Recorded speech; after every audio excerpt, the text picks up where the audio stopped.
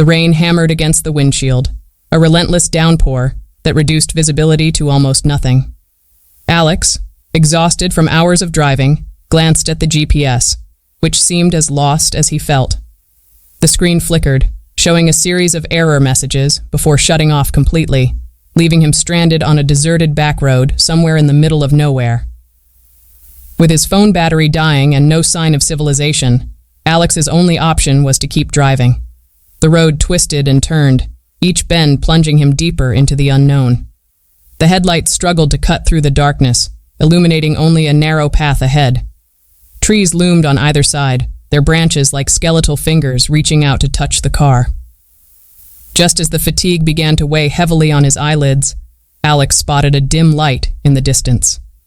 It was a small, run-down gas station, the kind that looked like it hadn't been in business for years. Desperate for a break in some directions, he pulled over, the car's tires crunching over gravel as he parked. The station was eerily quiet, save for the sound of rain drumming against the roof.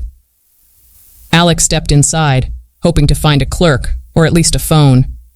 The air was thick and musty, with old magazines scattered across the counter and shelves half-stocked with dusty snacks. There was no one behind the counter, just an ancient radio playing faint static, as if struggling to pick up a signal from a long-forgotten broadcast. Alex called out, but no one answered. As he turned to leave, a noise caught his attention. A faint rustling, like the sound of someone moving in the shadows. He froze, peering into the darkness at the back of the store. The light flickered overhead, casting strange, fleeting shapes that seemed to move on their own. A figure emerged from the shadows. A man, gaunt and pale, with eyes that seemed to bore straight through Alex. His clothes were old and tattered, and his skin had a sickly gray hue, as if he hadn't seen sunlight in years. "Lost, are you?" the man rasped, his voice dry and brittle like the crackle of dead leaves. Alex nodded, feeling uneasy under the stranger's gaze. "Yeah, my GPS died. I just need directions." The man smirked, his smile crooked and unsettling. "This road doesn't lead anywhere good, son. Best turn around and head back the way you came." Before Alex could respond, the man turned and shuffled back into the darkness, disappearing as quickly as he had appeared. The sense of dread grew stronger. Something wasn't right about this place. The walls seemed to close in, and the shadows grew longer, twisting and contorting as if alive. Without another word, Alex hurried back to his car. As he started the engine, he noticed something in the rearview mirror, a line of old, rusted cars partially hidden among the trees behind the station. Each vehicle was covered in moss and grime, with shattered windows and flat tires, as if they had been abandoned for decades. A chill ran down Alex's spine. Had other travelers found themselves stranded here, only to never leave? As he sped away, the gas station faded into the rain-soaked night, swallowed by the darkness. But the image of those cars, and the unsettling stare of the stranger, haunted him long after. Every mile felt heavier, every shadow along the road seemed to shift, and Alex couldn't shake the feeling that he was being watched. The rain finally let up, and the road straightened, but Alex's relief was short-lived. Ahead, in the glow of his headlights, he saw the gas station again. The same dilapidated building, the same flickering lights, and the same old cars parked in the shadows. It was impossible. He had been driving for miles in a straight line, yet here he was, right back where he started. Panic set in as Alex tried to turn around, but the road seemed to stretch endlessly in both directions, looping back on itself like a nightmarish maze. The gas station door creaked open, and the pale man stepped out, smiling that same crooked smile. Alex's heart pounded as he realized there was no escape. He was trapped on this cursed road, doomed to drive in circles forever, caught in a loop with no end. And as the rain began to fall again, heavier than before, Alex knew he would never make it home. It was supposed to be a quick road trip, a 2-hour drive to clear Alex's mind after a long week. But the journey had dragged on, with the GPS constantly rerouting and roads becoming narrower and darker. Rain lashed the car, turning the world outside into a blur of gray. With each passing mile, the familiar gave way to the unknown, and soon, Alex found himself on an unfamiliar, desolate road that wasn't on any map.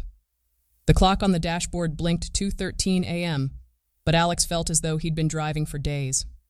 He glanced at his phone, no signal, and the battery was almost dead. The rain intensified, hammering against the windshield with deafening force. He squinted at the road, trying to make out anything beyond the relentless downpour. Then, out of nowhere, his headlights caught the outline of a figure standing on the roadside. It was a young woman, soaked to the bone, with her back turned.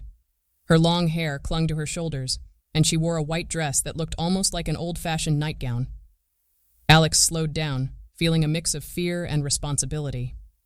What was she doing out here in the middle of nowhere? As he pulled up beside her, Alex rolled down his window slightly. "Hey, are you all right? Do you need a ride?" The woman slowly turned her head, but not her body. Her eyes were wide and vacant, as though she were staring at something far beyond him. She said nothing, just stood there with rain pouring down her face, her lips slightly parted. Alex's skin prickled. Something about her was off, unnaturally still, like she was a statue come to life. He called out again, but she remained silent, her eyes never meeting his. Suddenly, she pointed down the road, her hand trembling. Alex followed her gesture. Ahead, a dim light flickered. It was the faint glow of a gas station, barely visible through the sheets of rain. He turned back to thank the woman, but she was gone, vanished. There was no sign of her on the roadside, and the hairs on the back of Alex's neck stood on end. Uneasy but needing a break, he drove toward the gas station. It looked like something from a forgotten era, with rusted pumps and a weather-beaten sign that creaked in the wind. A single flickering light hung above the entrance, casting a sickly yellow glow. The place felt frozen in time, abandoned and untouched.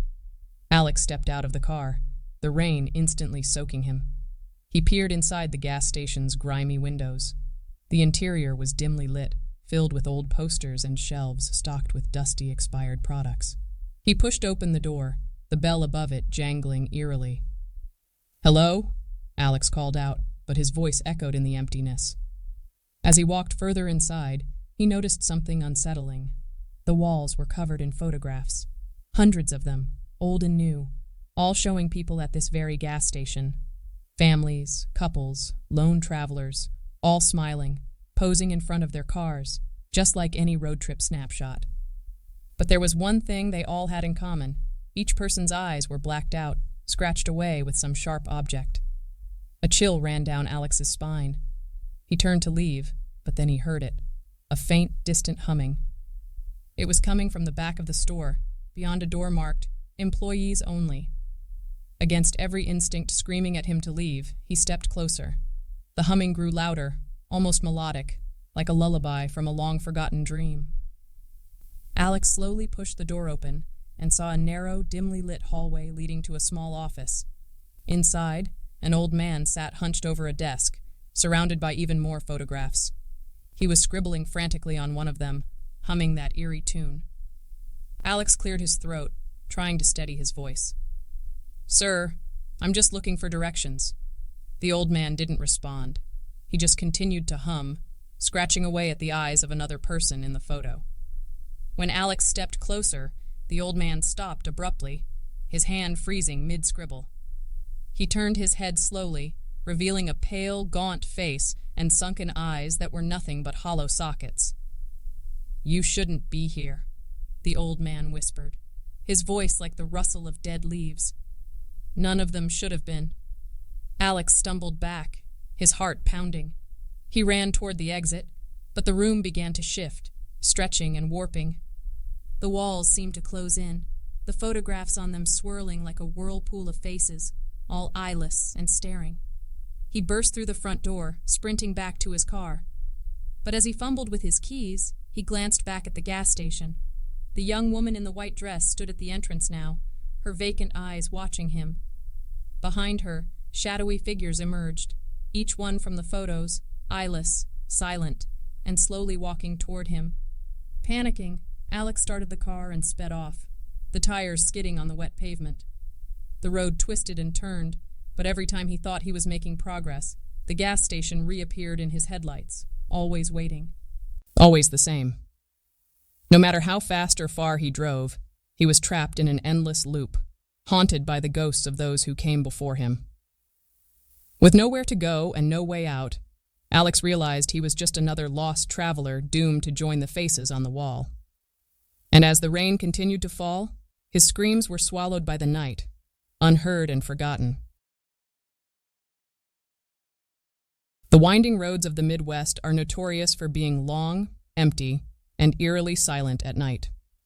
As Sarah, Jake, and Matt drove through the thick darkness of the seemingly endless highway, their only companions were the faint hum of their old car and the occasional distant howl of the wind. They were on a spontaneous road trip, hoping to find adventure, but what they found was something far more sinister. It all began when they took a detour off the main road to save time.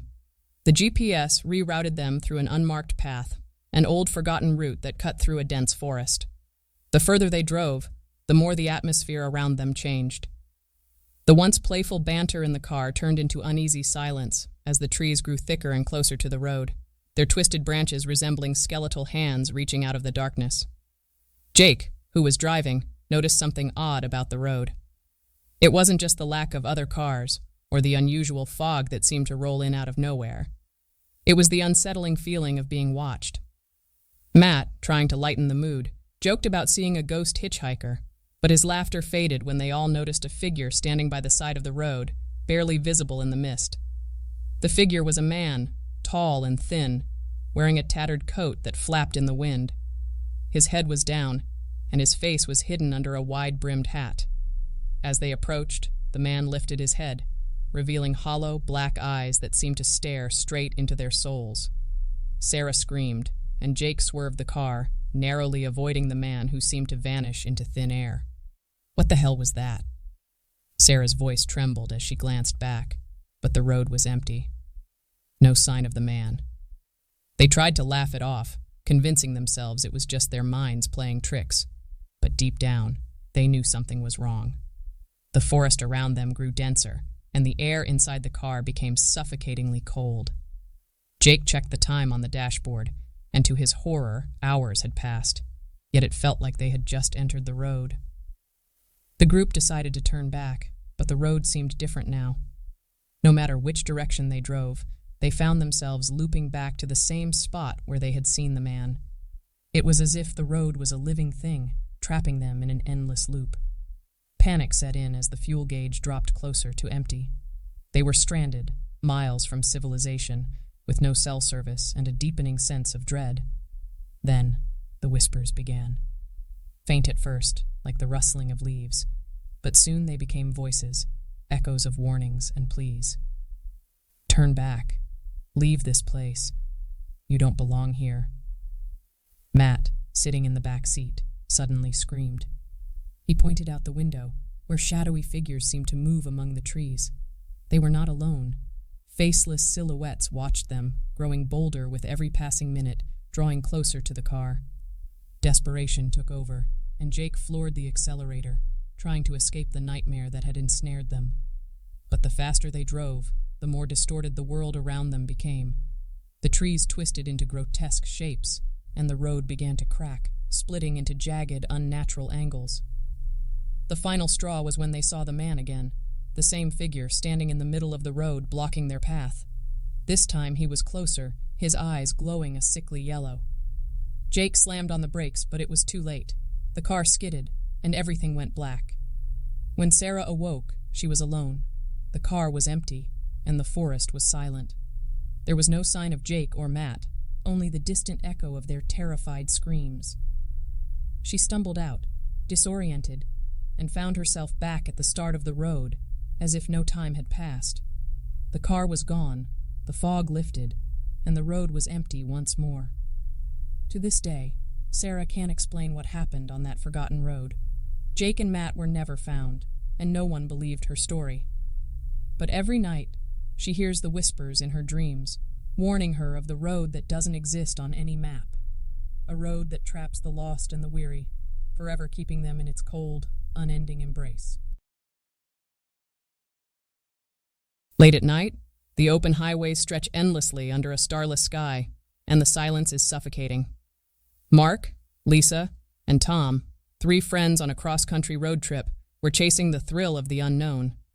But as they ventured deeper into the rural back roads, they stumbled upon something they were never meant to find. Their journey took a dark turn when they decided to take an unfamiliar shortcut. The GPS screen flickered and rerouted them down a narrow, desolate road that wasn't marked on any map. As they drove further, the world around them seemed to change. Shadows grew longer, and the dense trees pressed closer to the edges of the road, creating a tunnel of darkness. "Something doesn't feel right," Lisa whispered, staring nervously out the window. The road was too quiet, too empty, and the dense fog that rolled in was unlike anything they had ever seen. Thick, unnatural, and swallowing up everything in its path. A feeling of dread crept over the group as they continued, but it wasn't until they saw the first sign that panic set in. A rusted, bullet-riddled sign appeared on the roadside, barely legible under layers of grime and decay. It read, "Welcome to Perdition Road, no way out." Tom laughed nervously, trying to shrug it off as some kind of prank, but there was no humor in his eyes. They pressed on, the road winding deeper into the unknown, and that's when they saw it. The figure in the distance, standing motionless in the center of the road. It was a woman, dressed in a white, tattered dress, her long black hair hanging over her face. She didn't move as their car approached, and as the headlights illuminated her, they saw her eyes. Dark, hollow sockets that stared right through them. Mark swerved violently, narrowly missing her, but when he looked in the rearview mirror, she was gone. The tension in the car was palpable, and no one spoke. Lisa clutched her phone, desperately trying to get a signal, but the screen was dead. The GPS was frozen, and the radio hissed with static. As they continued, the fog thickened, and the road began to change. Potholes and cracks appeared, and strange symbols were etched into the asphalt, glowing faintly as if alive. The surroundings grew more nightmarish with every mile. Abandoned cars lined the roadside, their doors hanging open, covered in rust and overgrown with vines. The group's unease turned to terror when they realized all the cars were facing the same direction, away from something. It was as if every vehicle had tried to escape in a hurry. Mark hit the brakes when they saw the next horror. Figures, dozens of them, lined the road, people standing still, staring blankly into the void. Their faces were pale, their eyes empty, and their skin looked waxy, almost inhuman. As the car passed, they turned their heads in unison, watching the group with lifeless, unblinking eyes. Tom screamed for Mark to drive faster, and the car roared forward, tires screeching. But the road seemed endless, looping back on itself like a sick joke. No matter how far they drove, they kept ending up in the same place, facing the same dead-eyed figures who now seemed closer, surrounding the car. Lisa's phone suddenly flickered back to life, but instead of the usual home screen, there was a video playing. A live feed from inside their car, showing the 3 of them trapped, terrified. In the background, they could hear faint whispers, incoherent and distorted, but one phrase was clear. "You shouldn't have come here." Desperation took over, and Mark slammed on the gas, but the car jolted to a stop as if it had hit an invisible wall. The engine sputtered and died, leaving them stranded. The fog closed in, thicker than ever, and the figures approached, their faces now twisted into grotesque, mocking smiles. Mark, Lisa, and Tom tried to run, but the road stretched endlessly in every direction. The whispers grew louder, now coming from all around them, and the figures followed, relentless and silent. The last thing they saw before the fog swallowed them whole was the woman in white, standing in the middle of the road, her empty eyes fixed on them, her mouth curling into a wide, unnatural grin. To this day, no one knows what happened to Mark, Lisa, and Tom. Their car was found abandoned on a highway that doesn't exist on any map. Locals avoid the area, warning travelers of the haunted road that traps anyone foolish enough to wander down it. And on quiet nights, some swear they can hear the faint echo of terrified screams, lost forever in the fog.